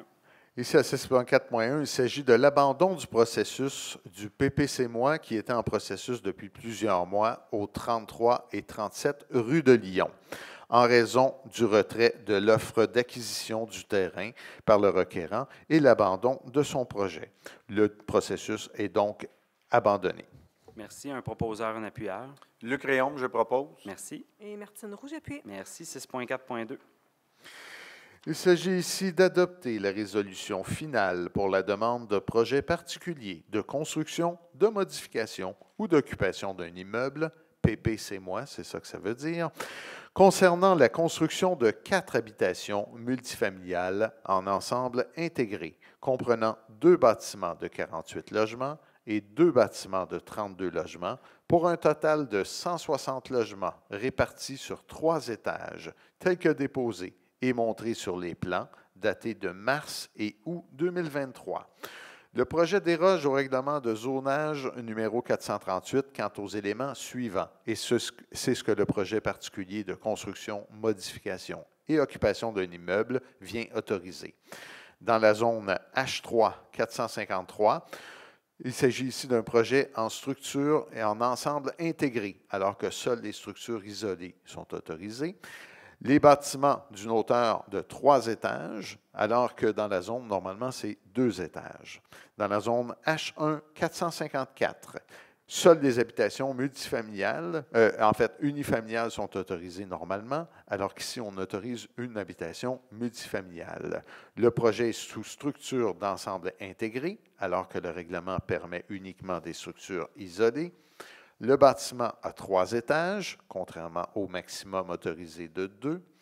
Il y a 32 et 48 logements par bâtiment, alors que normalement, dans cette zone, le maximum est 1 logement. Le tout selon les conditions suivantes.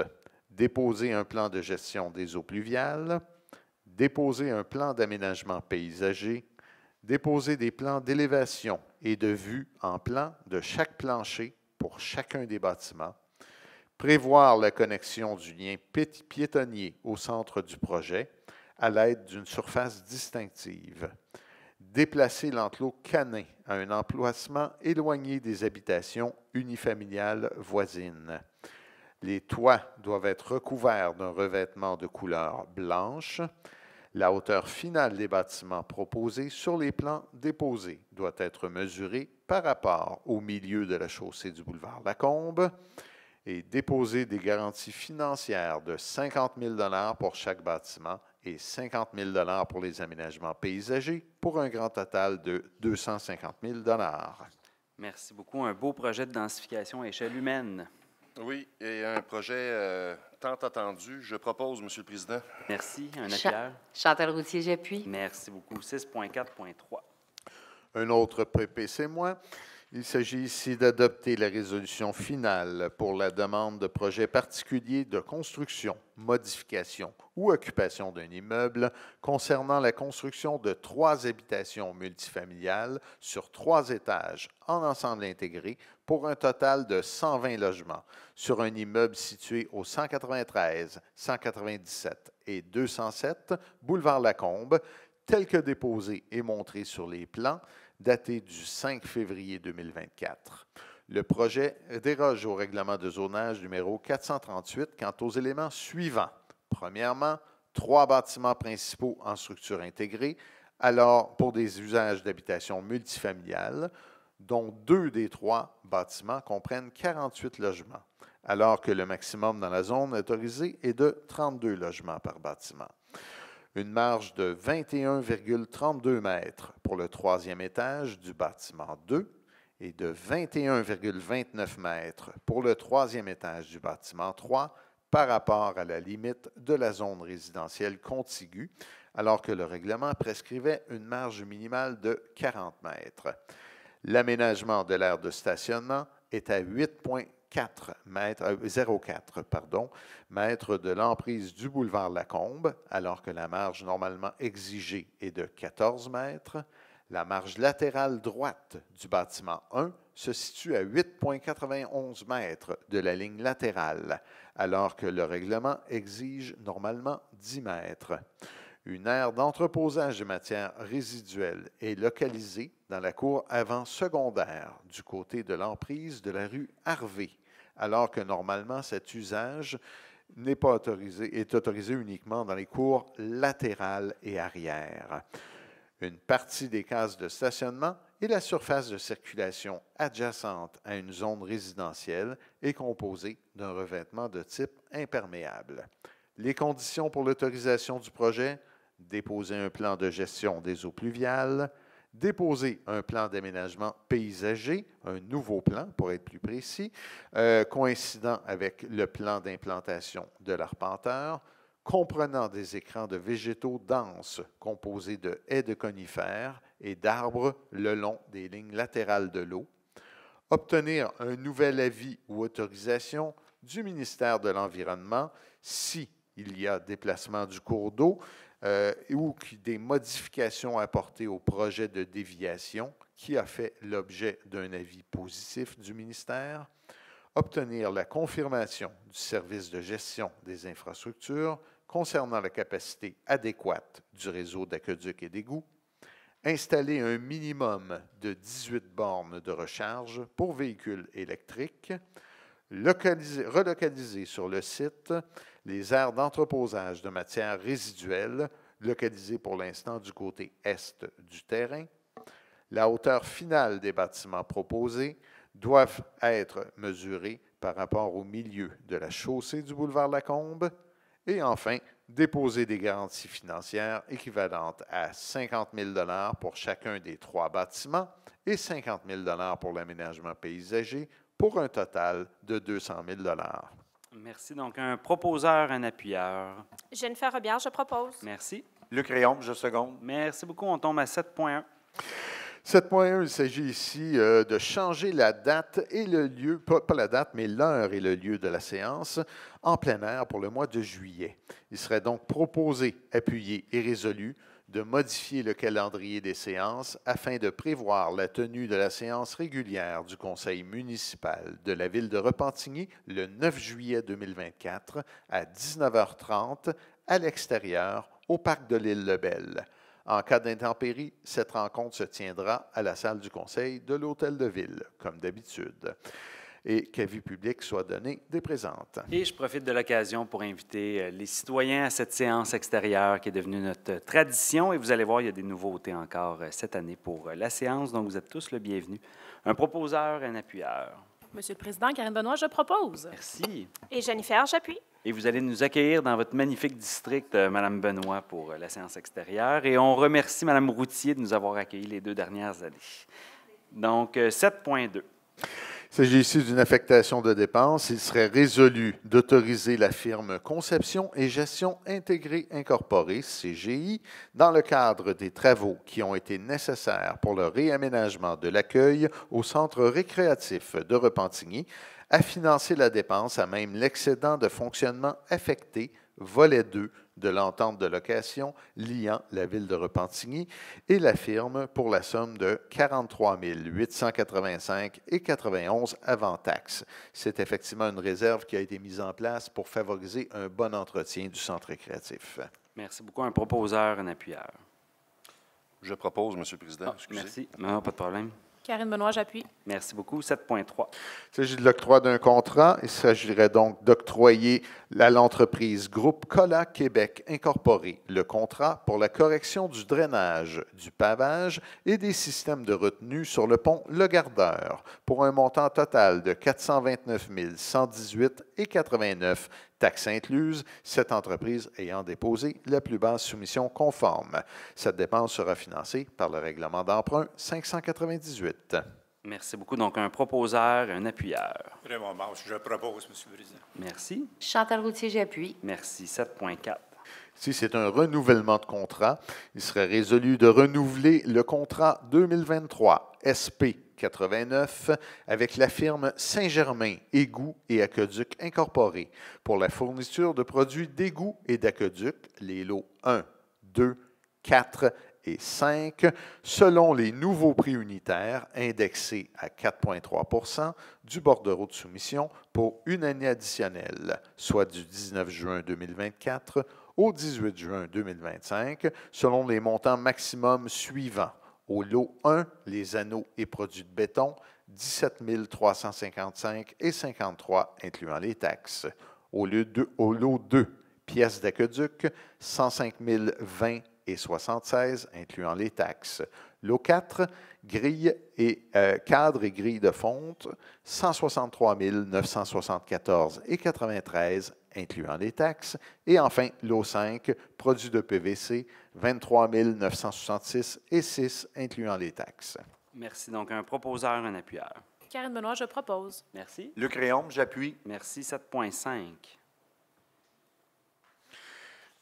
Il s'agit ici d'une signature, d'une autorisation de signature pour inclure au sentier transcanadien une section de sentier dans le secteur nord de la ville, entre Charlemagne et la limite de l'Assomption.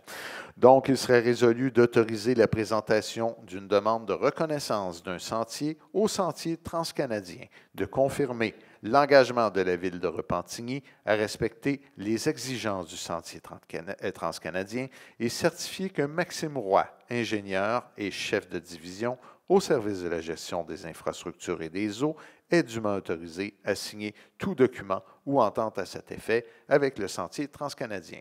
Cette entente permettra d'obtenir des subventions. Merci. Donc, un proposeur, un appuyeur. Chantal Routier, je propose. Merci. J'appuie ma collègue, M. le Président.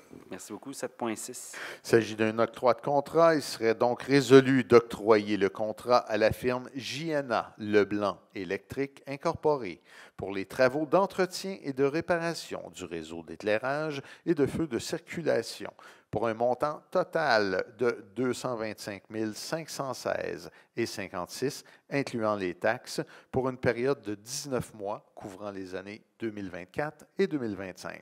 Celle-ci étant la plus basse soumission conforme. La Ville se prévaut aussi immédiatement des options de renouvellement pour 2 périodes additionnelles d'une année chacune, en 2026 et 2027. Le montant total approximatif du contrat pour ces 3 ans et 7 mois serait donc de 510 379,58 taxes incluses, auquel s'ajoutera un ajustement à l'indice des prix à la consommation dans la région de Montréal pour les années 2026 et 2027. Merci. Donc, un proposeur, un appuyeur. Martine Roux, je propose. Merci. Chantal Routier, je seconde. Merci beaucoup. On tombe à 7.7.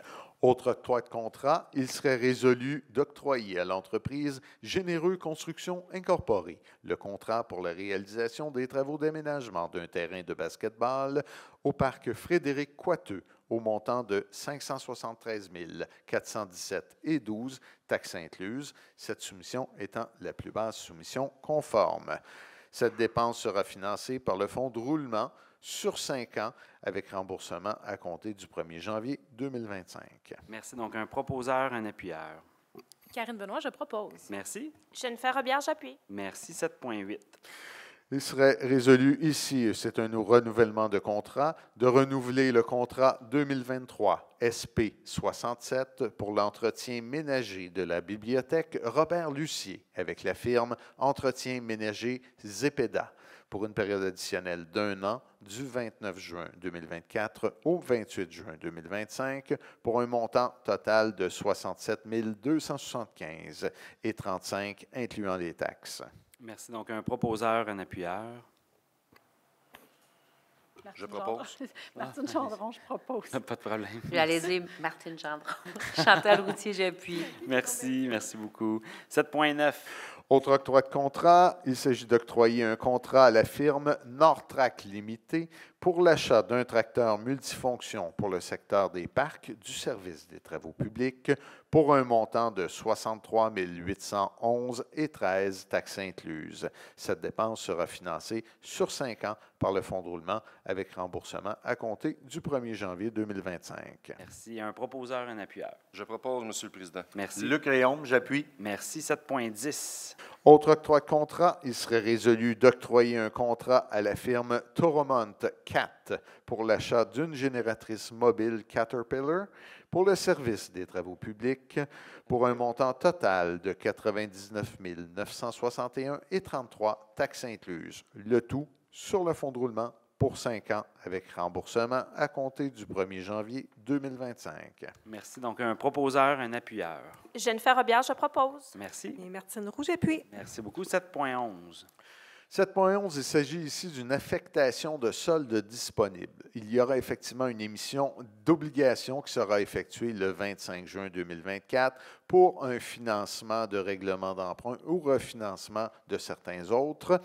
Le tout, naturellement, en utilisant certaines réserves et fonds disponibles et excédents de fonctionnement, il est possible de diminuer le montant qui sera financé de pratiquement 2 millions de dollars.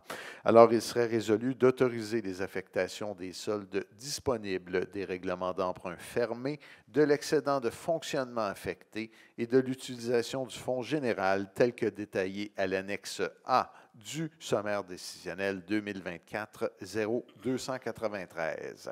Merci. Donc, un proposeur, un appuyeur. Martine Roux, je propose. Merci.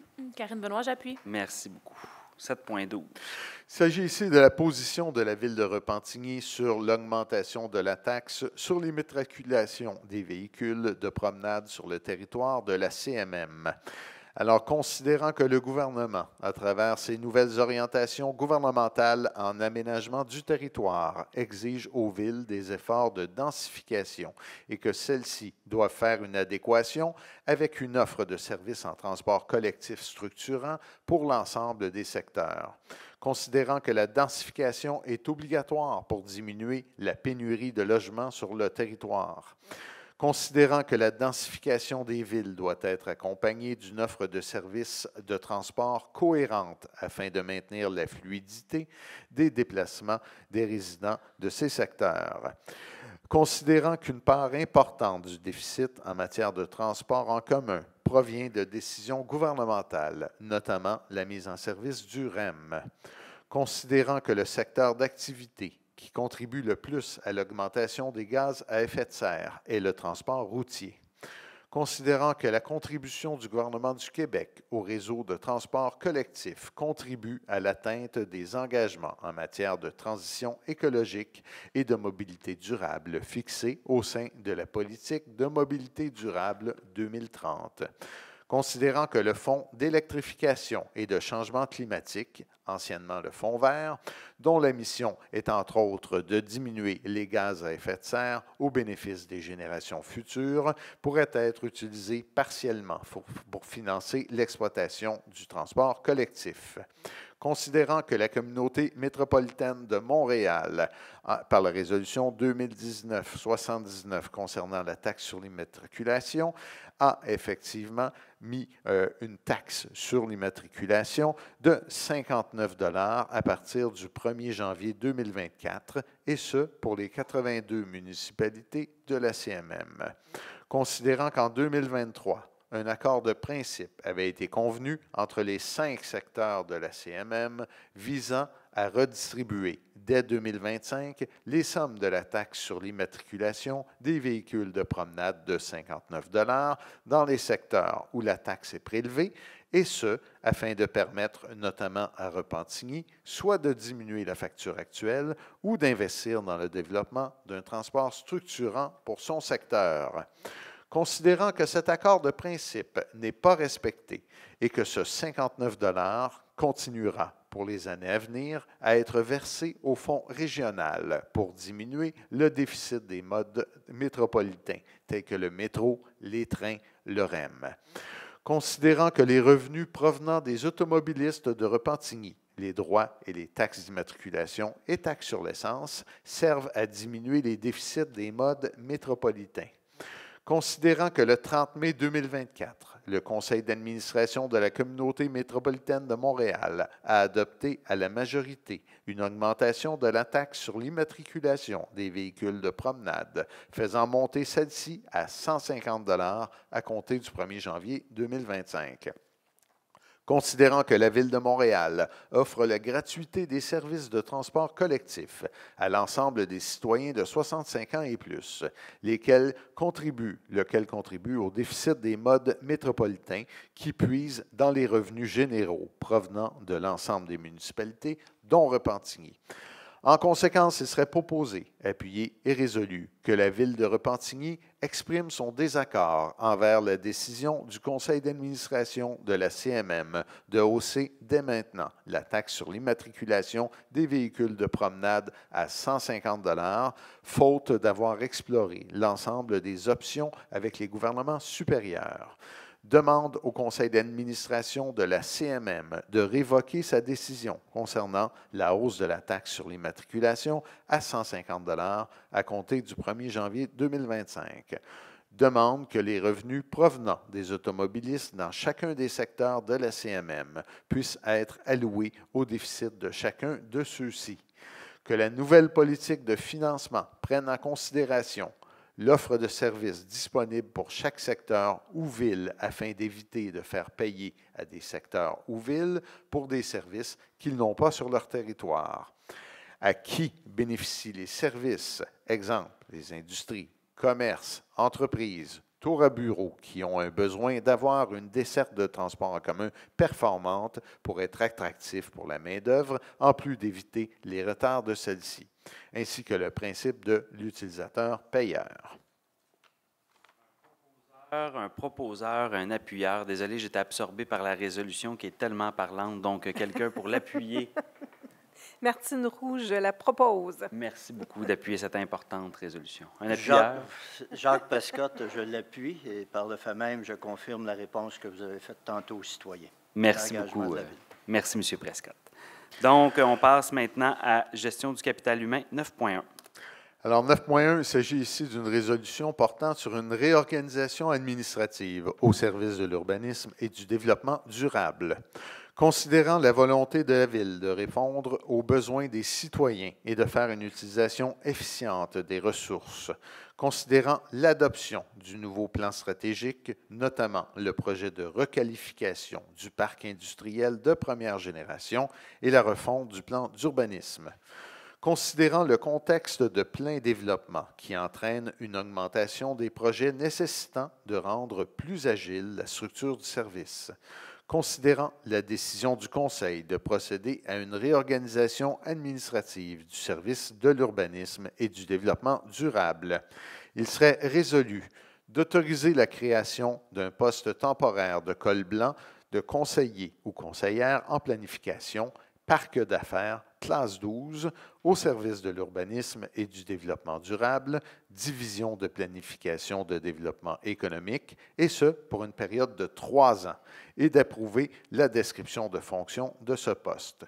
d'autoriser aussi l'affichage externe de ce poste, d'autoriser la transformation d'un poste temporaire de col blanc de commis à l'urbanisme et développement durable, classe 5, à un poste auxiliaire col blanc de commis à l'urbanisme et développement durable, classe 5, au service toujours de l'urbanisme et du développement durable, dans la division transition écologique, et d'autoriser l'affichage interne de ce poste.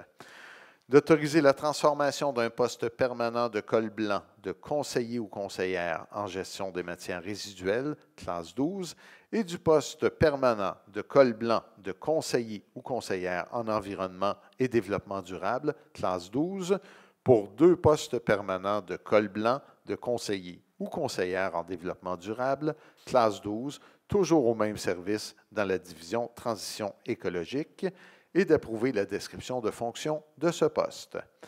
D'autoriser la transformation d'un poste auxiliaire col blanc de technicien ou technicienne en développement durable, classe 9, pour un poste permanent de col blanc de technicien ou technicienne en développement durable, classe à évaluer.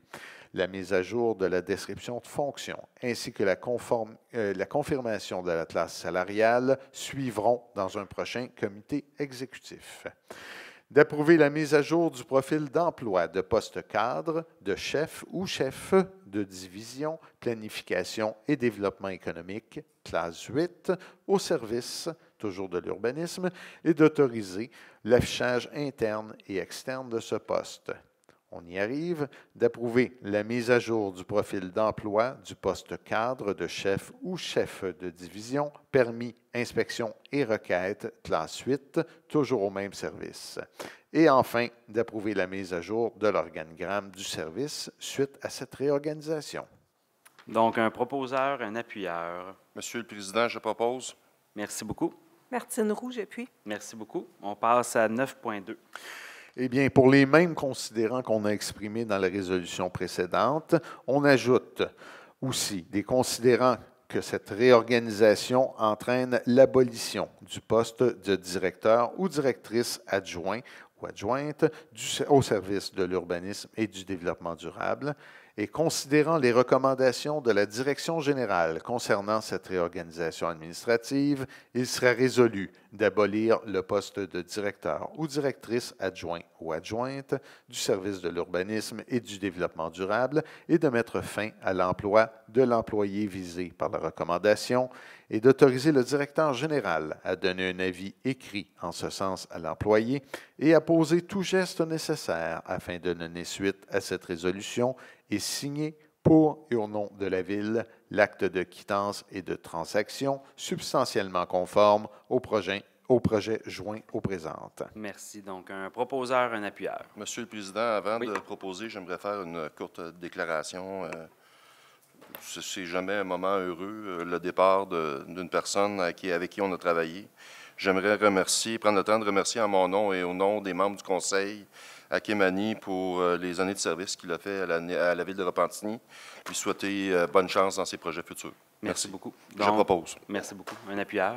Oui, Martine Roux, j'appuie. Merci beaucoup. On tombe dans les avis de motion 10.1.1. Alors, avis de motion se donner quand une séance du Conseil municipal tenue à une date ultérieure sera déposée pour adoption le projet de règlement numéro 1-5 intitulé « Règlement modifiant le règlement numéro 1 relatif au comité exécutif afin de préciser les délégations de pouvoir ». Le conseiller donnant l'avis de motion dépose copie de ce projet de règlement. L'objet est de reviser les délégations de pouvoir du conseil municipal envers le comité exécutif et la porter l'ensemble du territoire. Merci. Donc, un conseiller pour en donner l'avis. J'en donne l'avis, Monsieur le Président. Merci beaucoup, Monsieur le Président de l'exécutif. 10.1.2. Alors, avis de motion serait donné qu'à une séance du conseil municipal tenue à une date ultérieure sera déposé pour adoption le projet de règlement numéro 621-1 intitulé « Règlement modifiant le règlement sur la gestion contractuelle afin de clarifier les méthodes de modification contractuelle ». Copie du projet de règlement est déposée par la conseillère donnant l'avis de motion. L'objet est de clarifier les méthodes de modification contractuelle et la portée l'ensemble du territoire. Merci. Donc, un conseiller pour en donner l'avis ou une conseillère. Chantal Routier, j'en donne l'avis. Merci beaucoup, Mme Routier. 10.1.3. Alors, avis de motion sera donné qu'à une séance du conseil municipal tenue à une date ultérieure sera déposé pour adoption le projet de règlement 652 intitulé « Règlement décrétant la préparation de plans et devis et d'études pour la réalisation de divers projets d'investissement pour une dépense et un emprunt de 4 900 000 $ à ces fins. » Copie du projet de règlement est déposée par la conseillère donnant l'avis de motion. L'objet est de permettre effectivement la préparation de plans, de devis et d'études diverses pour la réalisation de divers projets d'investissement en 2025 et 2026. La portée et l'ensemble du territoire, le coût 4 900 000 $ qui serait financé par emprunt d'émission d'obligations d'un montant de 4 900 000 $ remboursable sur 20 ans et le mode de paiement et remboursement, une taxe foncière spéciale imposée à tous les contribuables sur la base de la catégorie et de la valeur. Merci. Donc, un conseiller ou une conseillère pour en donner l'avis. Jennifer Robillard, j'en donne l'avis. Merci. 10.1.4. Alors, avis de motion sera donné qu'à une séance du conseil municipal tenue à une date ultérieure sera déposé pour adoption le projet de règlement 1257-25 intitulé « Règlement amendant le règlement numéro 1257 de l'ancienne ville de Repentigny concernant la période de référence pour la consommation de l'eau potable ainsi que la tarification. » Copie du projet de règlement est déposée par le conseiller donnant l'avis de motion. L'objet est de fixer la tarification de l'eau potable pour l'année 2024-2025 et la portée l'ensemble du territoire. Merci. Donc, un conseiller ou une conseillère pour en donner l'avis. Luc Réaume, j'en donne l'avis. Merci beaucoup. Et on tombe maintenant aux interventions des membres du conseil. Est-ce que des conseillers veulent... Monsieur Urbain, en premier. On va y aller dans ce sens-là, on va revenir après. Monsieur le Président, on a tous des causes qui nous tiennent à cœur. En 2014, je participais au défi Tête rasée en l'honneur de ma mère qui combattait de la leucémie. Alors, vous comprenez qu'avec un handicap, couper les cheveux, c'était gros pour moi. Samedi, je devais, après une assemblée qui débutait à 9 h lors de mon bénévolat pour les scouts à Boucherville, je devais me rendre à la marche au Relais pour la vie à Rive-Nord pour encourager quelqu'un qui m'est cher, qui est ma conjointe. Malheureusement, la rencontre a fini à 1h30 du matin. Après 16h30 de rencontre d'AGA, vous comprendrez que je n'ai pas pu me rendre à temps pour témoigner à ma conjointe comment j'étais fier d'elle. Je lui avais demandé de se battre et de me promettre qu'elle était pour se battre et que jamais elle était pour abandonner, à moins que je lui dise « OK ». Elle est en bonne voie, je voulais lui dire merci. Merci. Bravo.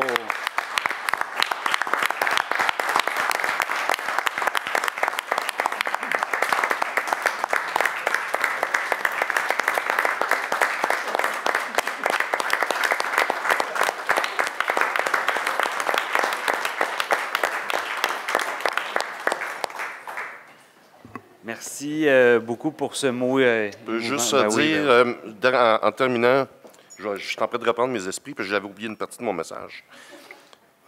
Il y a de la recherche qui se fait. Il y a des gens qui donnent des sous, puis des fois, on ne sait pas à quoi ça donne. Toutes les personnes qui ont fait l'anneau, malheureusement, je n'étais pas là pour les applaudir. C'est tous des survivants parce qu'on a décidé collectivement d'appuyer la cause. Ce n'est pas à cause que la marche elle est finie qu'il faut arrêter de donner puis d'appuyer. Puis on connaît tous quelqu'un qui s'est battu. Il y en a malheureusement qui ne réussissent pas à franchir la ligne d'arrivée, mais il y en a qui le font il y en a de plus en plus qui réussissent à traverser cette ligne d'arrivée-là. Fait que mon mot pour en lien avec la ville, c'est d'encourager les gens, continuer d'appuyer les causes comme celle-là. Merci. Totalement. Merci. Merci beaucoup pour ce mot touchant, M. Urbain. On ne voulait pas vous gêner, Annie, mais c'était nécessaire de reconnaître, puis félicitations, vraiment. Prochain intervenant, Mme Gendron. Oui, je vais essayer d'être plus légère.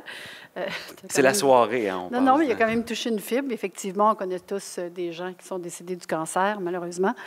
Mais on travaille fort sur les saines habitudes de vie à Repentigny. On va essayer de faire en sorte qu'on ait un milieu de vie qui fasse qu'on a des saines habitudes, qu'on fasse de la prévention. Moi, ce soir, je voulais vous dire que hier, 10 juin, il y avait le lancement de la programmation, le dévoilement pour mon festival, le Festival Jeune Public, qui a lieu pour la 31e année à Repentigny.